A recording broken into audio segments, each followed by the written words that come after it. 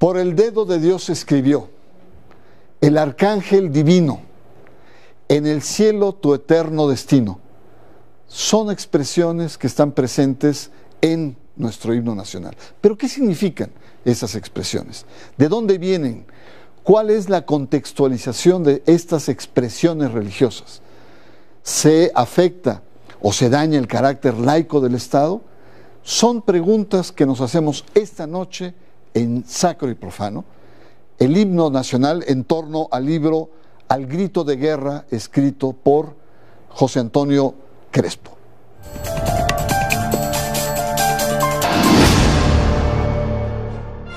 Un himno es un canto y pieza lírica que expresa sentimientos profundos de un colectivo. En la antigüedad, los himnos estaban dedicados a las deidades, a los santos, a héroes o conmemoraban alguna hazaña. Los himnos recuerdan también celebraciones, expresan júbilo o entusiasmo. Asimismo, puede ser una composición musical que identifica a una comunidad, una región, un pueblo o una nación y une a quienes la interpretan. Estos himnos suelen ser o bien marchas o poemas líricos. Un himno nacional es una composición musical emblemática de una nación que la identifica y que une entre sí a los ciudadanos. En general, los himnos nacionales tratan de reflejar la grandeza, el sentimiento de solidaridad y la glorificación de la historia y las tradiciones de un país. Muchos himnos nacionales exaltan el patriotismo, el nacionalismo y tienen un tono bélico. La Marsellesa, el himno de Francia, es considerado el más bello de todos. El himno nacional mexicano empezó a usarse desde 1854 y fue considerado por los liberales como una pieza de los conservadores y santanistas.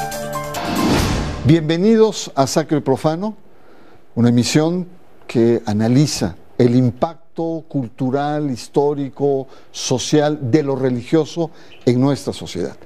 Y le invito para que esta noche analicemos, revisemos, veamos el himno nacional. El himno nacional, que es una fuente, digamos, de identidad, lo aprendimos de pequeño, pero ¿qué tanto sabemos de su contenido? ¿Qué tanto tenemos claro algunas expresiones que no entendemos muchas veces? Y para ello tenemos José Antonio Crespo, un politólogo, historiador, que se tuvo la delicadeza, el interés de escribir un libro que se llama Mexicanos al grito de guerra, que acaba de aparecer y donde nos desmenuza todo esto. Pues te agradecemos mucho. Bernardo, al contrario, gracias. Y para empezar, explícanos qué es un himno nacional, para qué sirve, cuál es la razón de ser de los himnos nacionales.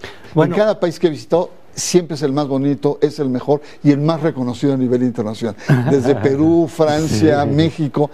¿Pero qué es el himno? Bueno, el himno nace con esta organización que prevalece desde hace por lo menos 2 siglos, que es el Estado Nacional. Es un tipo de organización política. Antes del Estado Nacional pues habían reinos, habían ciudades-estado, imperios, pero con unas características muy distintas.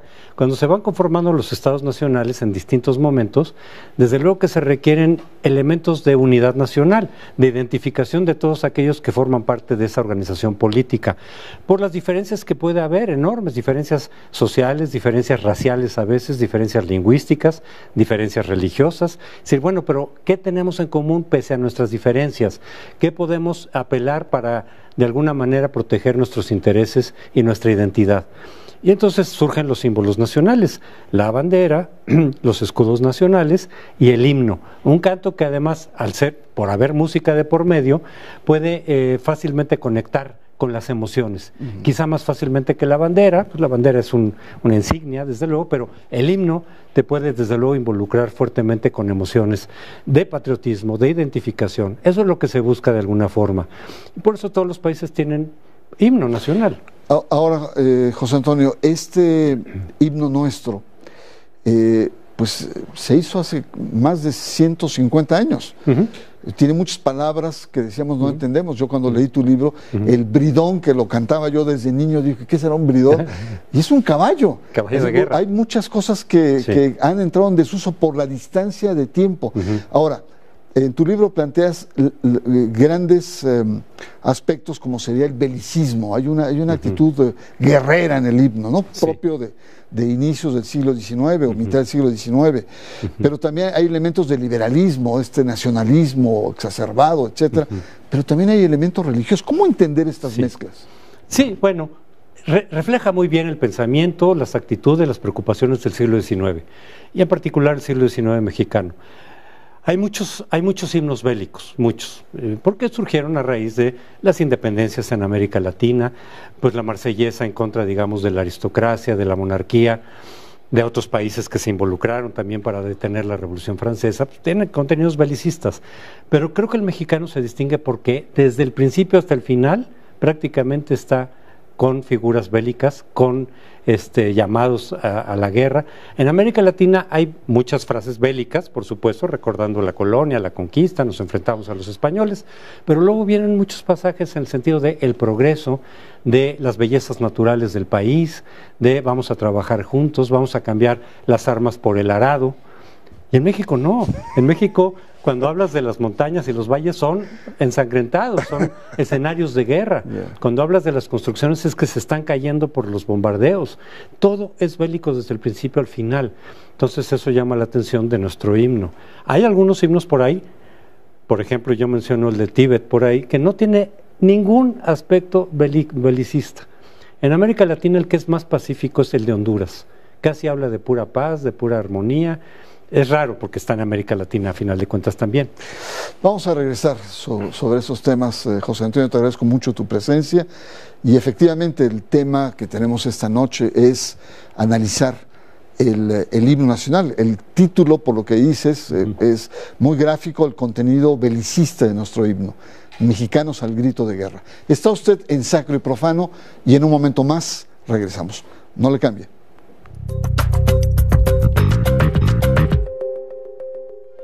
El himno nacional mexicano empezó a usarse desde 1854. Sus estrofas fueron compuestas por el poeta Francisco González Bocanegra en 1853 y su música fue compuesta por el catalán Jaime Nuno al año siguiente. Fue elaborado durante los gobiernos del dictador Antonio López de Santa Anna. Los liberales no lo apreciaron con simpatía, por lo que el actual himno nacional tuvo un largo y sinuoso proceso de consolidación. Fue hasta 1943, a partir de un decreto expedido por el presidente Manuel Ávila Camacho, que se oficializa y es considerado como uno de los 3 símbolos patrios oficiales de México. En el artículo 42 de la ley sobre el escudo, la bandera y el himno nacionales, se menciona que el himno nacional solo se ejecutará total o parcialmente en actos solemnes de carácter oficial, cívico, cultural, escolar o deportivo.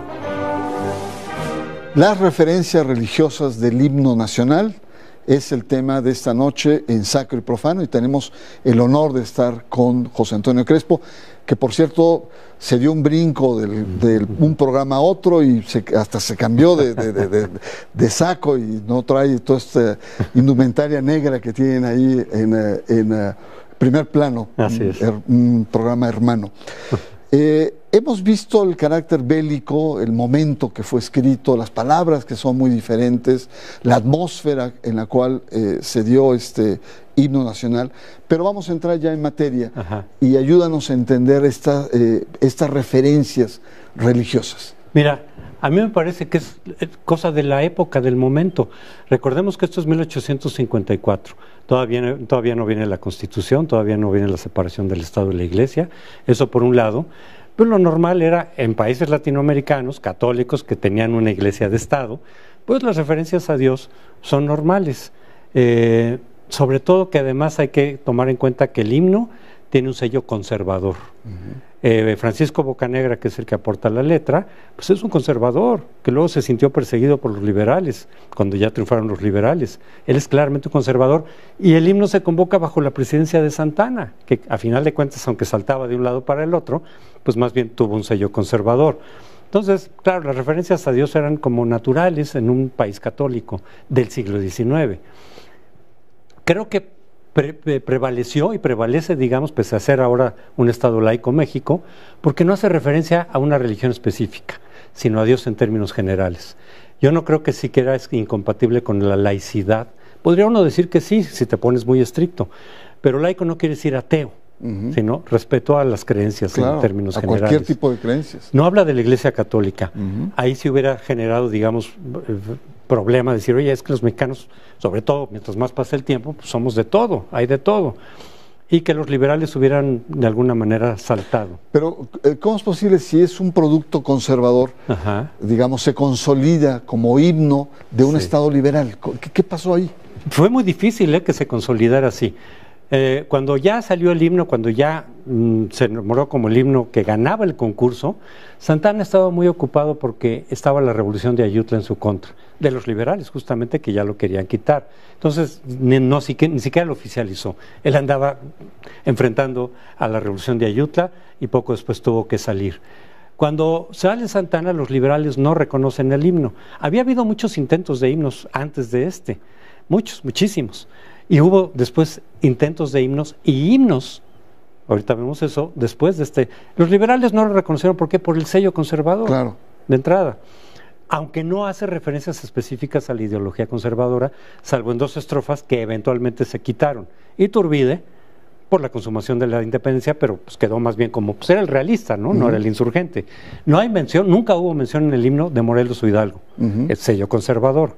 Y luego de Santana, una estrofa que realza la figura de Santana, que también eventualmente se quitó.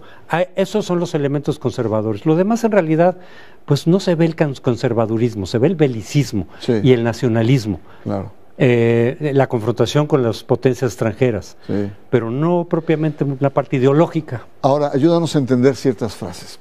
Por ejemplo, por el dedo de Dios se escribió. ¿Qué quería decir esta expresión? El destino de por el dedo.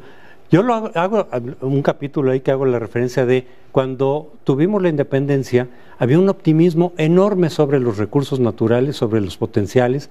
Creíamos que íbamos a ser potencia mundial. Estábamos convencidos, los mexicanos, de eso, de que era cosa simplemente de cortar los vínculos con España y en automático íbamos a florecer, porque se le veía muchos recursos, se le veía muchas posibilidades. Y entonces decían, Dios nos favoreció con la naturaleza, con nuestros recursos. Incluso se veían muchos potenciales en la propia población. Una especie de destino manifiesto. Algo así, pero no como el norteamericano, claro, no para conquistar, no para imponer, sino Dios nos favoreció con un país enorme, con una riqueza natural, con recursos minerales, en fin, todo lo que teníamos como tal. Arcángel divino, ¿qué significa? Solamente, ahí sí creo retórica? Que ¿Es ¿Es retórica? Sí, es una referencia simplemente religiosa, es decir, poner al país bajo resguardo de Dios. Que casi cualquier persona de esa época, del siglo XIX, podría aludir a ese tipo de figuras. Hay que recordar, mira, decíamos, los liberales no aceptaron este himno, hicieron el suyo propio después. Juárez hizo, ya cuando cayó Maximiliano, hizo un himno propio, no propio para él, es decir, un himno más liberal, inspirado en la batalla del 5 de mayo, que se llama la Marcha Zaragoza. Y ese fue el himno oficial de México durante el gobierno de Juárez. Y ese sí tenía claramente contenido ideológico liberal y mencionaba en contra a Miramón, a los conservadores. Ese sí tenía un sello ideológico. Este de Bocanegra, pese a ser el conservador, en realidad no lo tiene. Por eso es que pudo subsistir. Pero los liberales no lo rechazaron por las figuras religiosas, es a lo que yo iba. Acuérdate que incluso en la Constitución del 57, donde ya claramente es una constitución, digamos, liberal, laica, etcétera, se hace referencia de pronto a la imagen de Dios. En el cielo tu eterno destino. ¿Qué lectura le hiciste en tu... Tienes un glosario incluso en el libro donde nos ayudas a entender estas expresiones. Sobre todo las palabras extrañas y los verbos raros. De nuevo, es como encomendar, así como se dice, Dios nos dio mucho, es decir, nuestra naturaleza, nuestro destino, ¿no? Por el destino de Dios nos dio mucho, es encomendar al país también, digamos, a la gracia y a la buena voluntad de Dios. Es como encomendarnos, como cuando encomiendas a alguien a Dios. Y como te digo, los liberales y los laicos, a final de cuentas, nunca han protestado por eso. Los intentos o las propuestas de cambiar la letra del himno nunca es por la cuestión religiosa.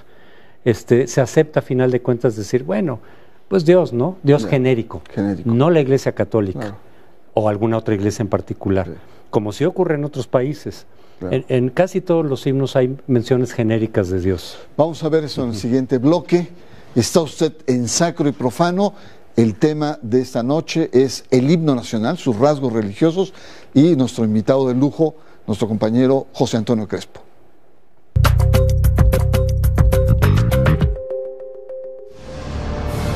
Francisco González Bocanegra, autor de los versos del himno nacional mexicano, nació en San Luis Potosí el 8 de enero de 1824 y murió en la Ciudad de México el 11 de abril de 1861 a la edad de 37 años. Fue un poeta, dramaturgo, articulista identificado con el pensamiento político de los conservadores. Ante el triunfo de los liberales, se oculta por temor a ser reprimido, pues llegó a ser editor del Diario Oficial del Supremo Gobierno. Sus restos están depositados en la Rotonda de los Hombres Ilustres. Jaime Nuno, compositor catalán, autor de la música del himno nacional mexicano, nació en Gerona, España, el 8 de septiembre de 1824 y muere en Nueva York el 18 de julio de 1908 a los 84 años. Ante la caída de los conservadores, se establece en Estados Unidos. Sin embargo, regresa a México en varias ocasiones. En 1901 es reconocido y homenajeado por el gobierno de Porfirio Díaz.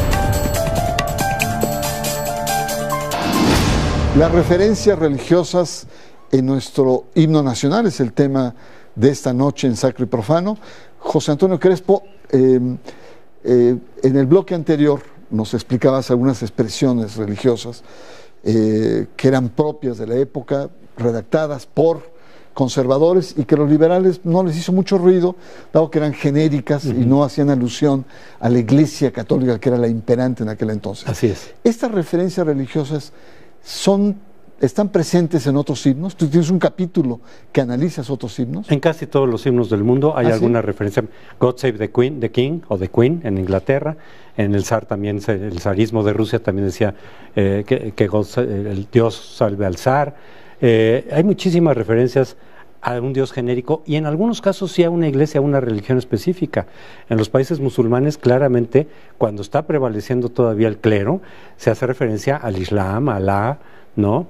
Cuando se han vuelto estados laicos o semilaicos, como fue el Irán del Shah, ya no habían referencias a la iglesia. Cuando regresa después de la revolución de Irán la teocracia, otra vez se habla de Alá, del Islam.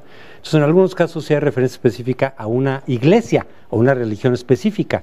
Decíamos del Tíbet, en el Tíbet es budista, pero ahí lo que me digo, porque el país es muy budista, los lamas. Teocrático, tiene una estructura teocrática. Una teocrática, pero del budismo. Entonces su himno está impregnado eso.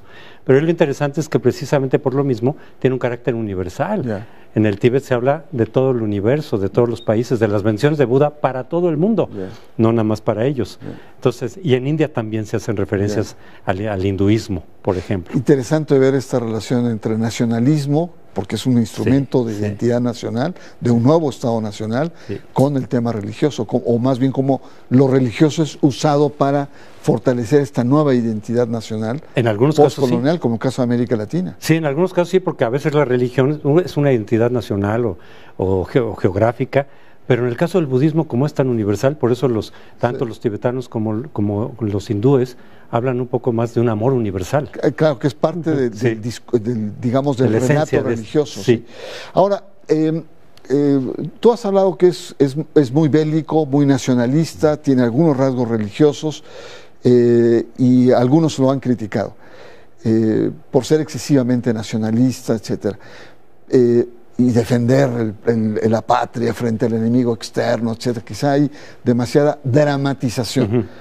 Pero bajo la amenaza Trump, ¿cómo remiras el contenido del himno nacional frente a estas amenazas externas? Hoy tenemos que representa el gobierno de Donald Trump. Yo creo que en ese sentido, esta postura belicista, nacionalista del himno puede revivir, digamos, su importancia, es decir, la gente puede identificarse quizá más ahora en estas circunstancias con la letra de lo que normalmente se hace en los últimos tiempos. Por eso ha habido muchas propuestas, mucha debate sobre decir, oigan, ya no tiene nada que ver el contenido del himno del siglo XIX, ahí se entiende perfecto, estábamos metidos en eso. Pues ya queremos tener una vocación más universalista, más pacifista. Incluso hubo un intento oficial de cambiar la letra, no intento, se cambió oficialmente la letra en 1910 con Porfirio Díaz para el centenario de la independencia, y le cambiaron las frases a algunas estrofas más pacifistas, pero a la gente no le gustó. Mira. Hubo reclamos y entonces se quedó el himno a final de cuentas como estaba. Pero se redujo porque se le quitaron 2 estrofas. El original es muy largo, ¿no? De 10 estrofas. El original son 10 estrofas, solo cantamos 2, normalmente la primera y la última más el coro. Ajá. Se le quitaron 2, la de Iturbide y la de Santana. Ajá. Entonces ya quedan 8 estrofas, el himno completo, pero solo cantamos 2. Entonces hubo el intento ya pues de cambiar la letra y a la gente no le gustó. Creo que en las encuestas que se han dado, la mayoría de la gente está a gusto con el himno, pese a que digas, no le entiendo lo que es Bridón y lo que es esto, pero el acero. Y sí, la prestada del acero, pero y es del siglo XIX, y sí, pero ya nos identificamos con él, ya la gente dice, ya lo aprendimos así, ya lo cantamos así, si cantamos otra letra nos va a sonar como que no es el nuestro. Entonces, yo creo que el himno, así nos identificamos, así nos gusta que se quede. Claro que ahora, ¿cuál es tu postura? Porque en el libro tú planteas, hay unos que quieren cambiar, otros que es identidad. La postura de José Antonio, ¿cuál es? La mía es, aunque reconozco lo que dicen, decir, oye, la letra ya no tiene mucho que ver con el México actual, y hay muchos países que le cambian la letra según va pasando la historia. Se quedan con la música, porque es así, pues ya te identificas más con ella. Pero yo creo que efectivamente ya no valdría la pena cambiar la letra, porque la mayoría de los mexicanos ya se identifican con ella. Sería volver a enseñar otra cosa distinta, la gente se sentiría ajena. Si este ya no es mi himno. Entonces yo digo que se debería quedar como está, que ese es un poco lo que la gente quiere mayoritariamente. Pero sí entenderlo. Es decir, sí difundirlo cuando te enseñan el himno, es decir, las palabras, pues para que sepas de qué se trata, ¿no? De lo que se está diciendo. Eso sí creo que se tendría que hacer. Y por eso está tu libro, que es muy corto, muy conciso, nada de rollo, a lo que vas, y es un instrumento didáctico realmente interesante. José Antonio, yo te agradezco mucho tu presencia aquí en Sacro y Profano, y sobre todo el explicarnos esta lógica que efectivamente a veces no se da. Uno se aprende el himno y lo repite, pero lo interesante es cómo entender el contenido y cómo situar el contenido. Así es. ¿No? Te agradezco mucho, y yo también agradezco a nuestro auditorio el haber participado, haber estado con nosotros en este tema, y por supuesto lo invito a una próxima emisión de Sacro y Profano. Buenas noches.